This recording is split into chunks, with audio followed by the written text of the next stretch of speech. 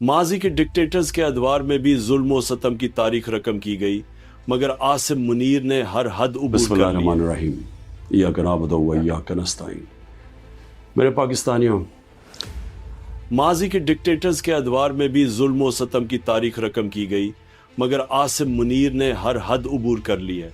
2 साल में पाकिस्तान में सिविलियंस के कत्ले आम के 4 बड़े वाक़यात हो चुके हैं, जिनमें पहला 9 मई, दूसरा 26 नवंबर, तीसरा आज़ाद कश्मीर और चौथा मुरिद के कत्ले आम है। अपनी ही अवाम पर ऐसा जुल्म किसी भी महज़ब मुआशरे में नहीं होता। सबसे ज़्यादा बाइस तकलीफ बात यह है कि इन तमाम वाक़यात में कोई बैरूनी दुश्मन नहीं, बल्कि अपनी ही पुलिस, रेंजर्स और पैरा मिलिट्री फोर्सेस के हाथों अपने ही हमवतन को बेदर्दी से शहीद किया गया है, जो सोशल मीडिया पर गर्दिश करने वाली वीडियोस से साबित है। मुझे इस बात की भी बहुत तकलीफ और अफसोस है कि कत्ले आम के जितने भी वाक़यात हुए, न तो उन पर कोई जुडिशल कमीशन बना, न कोई इंक्वायरी हुई और न जिम्मेदारान को सजा सुनाई गई।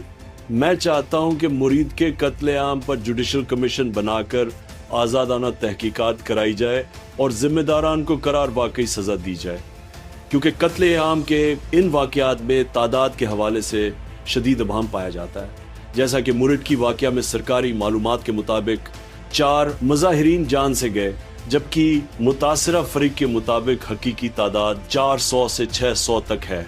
कत्ले आम की जुडिशल इंक्वायरी में ज़िले शाह के कत्ल में मुलव्विस आईजी पंजाब उस्मान अनवर समेत आईजी इस्लामाबाद नासिर रिजवी को ज़रूर शामिल तहकीकात किया जाए, क्योंकि कत्ले आम के इन वाक़यात में ये भी हिस्सेदार है। मैं ताकीद करता हूँ कि खैबर पख्तूनख्वा में हमारे कारकुनान और आवाम बाद अज़ नमाज जुम्मा मुरीद के कत्ले आम के खिलाफ एहतिजाजन निकले। ये किसी एक सियासी जमात नहीं, बल्कि तमाम पाकिस्तानियों का फ़र्ज़ है कि वो इस बर्बरियत के खिलाफ आवाज़ उठाएं और जुडिशल कमीशन के क़याम का मुतालबा करें। अगर इस जुल्म और बर्बरियत का रास्ता ना रोका गया तो बारी बारी सब इसकी जद में आएंगे।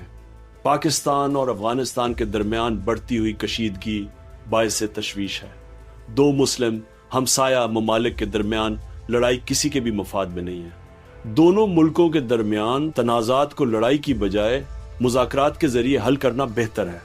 जिस तरह यहाँ 3 नस्लों से मुकीम अफगान पनाह गजीनों को दहाइयों की मेहमान नवाजी के बाद धक्के देकर मुल्क बदर किया गया है, वो भी अफसोसनाक है। अफगानिस्तान हमारा मुस्लिम हमसाया मुल्क है। दहशत गर्दी से मुताल्लिक मामलात बातचीत से हल किए जाए। तारीख से साबित है कि डिक्टेटर्स कभी भी अमन नहीं ला सकते, क्योंकि मिलिट्री डिक्टेटर्स को मिलिट्री सोल्यूशन के अलावा कोई हल नजर नहीं आता। याह्या खान समेत तमाम डिक्टेटर्स की मिसालें हमारे सामने हैं।